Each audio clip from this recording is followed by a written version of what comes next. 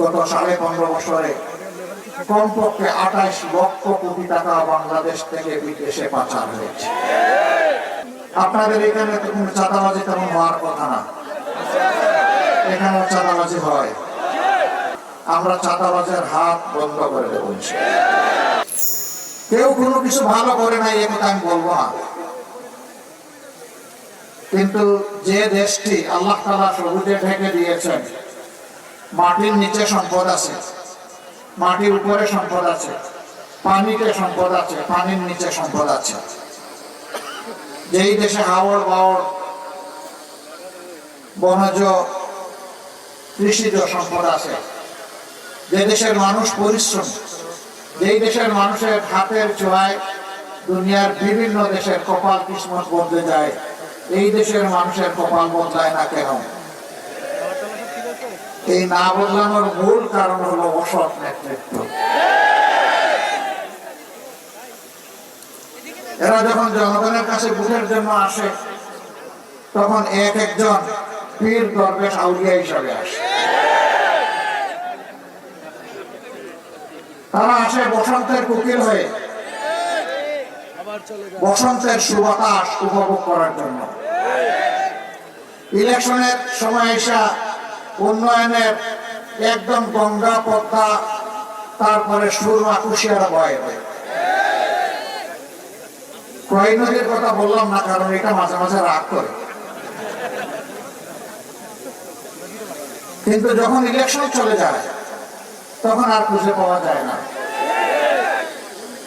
গত 15.5 বছরে কমপক্ষে 28 লক্ষ কোটি টাকা বাংলাদেশ থেকে বিদেশে পাচার হয়েছে।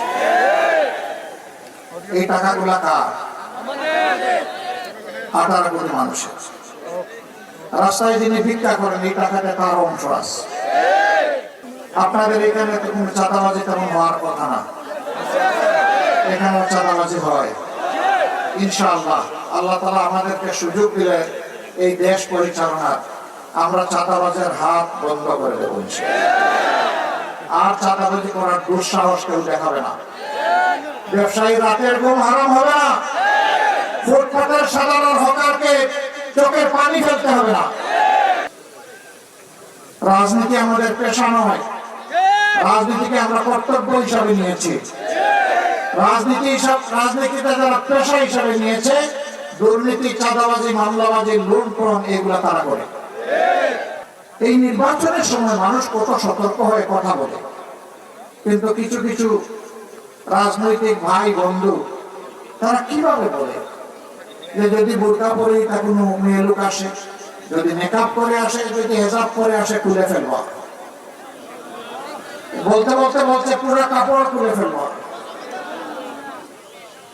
এরা কি কোনো মায়ের গর্ভ থেকে দুনিয়া আসে নাই? যদি এসে থাকে, বলবো প্লিজ মার জাতিকে সম্মান করতে শিখি। আইন সকলের জন্য সমান হবে, বিচার আর টাকার বিনিময়ে বিক্রি হবে না ইনশাআল্লাহ। গরিবের অসহায় মানুষের কোনো বিচার নেই, বিচার সবসময় প্রভাবশালীর পক্ষে। এই বিচার ইনশাআল্লাহ আল্লাহ আমাদেরকে সুযোগ করে দিলে আমরা অচল করে দিব। ওই বিচার আর চলবে না। ওই বাংলাদেশ আর দেখতে চাই না, যেই বাংলাদেশে আমার মা বোন জায়া কন্যা কারো কোনো জীবন এবং ইজ্জতের নিরাপত্তা নাই। এই বাংলাদেশ দেখতে চাই না। এই বাংলাদেশও দেখতে চাই না যেই বাংলাদেশের চাঁদার জ্বালায় সমস্ত মানুষ অতিষ্ঠ। ওই বাংলাদেশও দেখতে চাই না নিরীহ মানুষের বিরুদ্ধে মিথ্যা মামলা দিয়ে তাদেরকে আদালতে হাজির করে হেনস্থা করা হয়, তাদের উপর পৈশাচিক নির্যাতন করা হয়। সেই বাংলাদেশও দেখতে চাই না।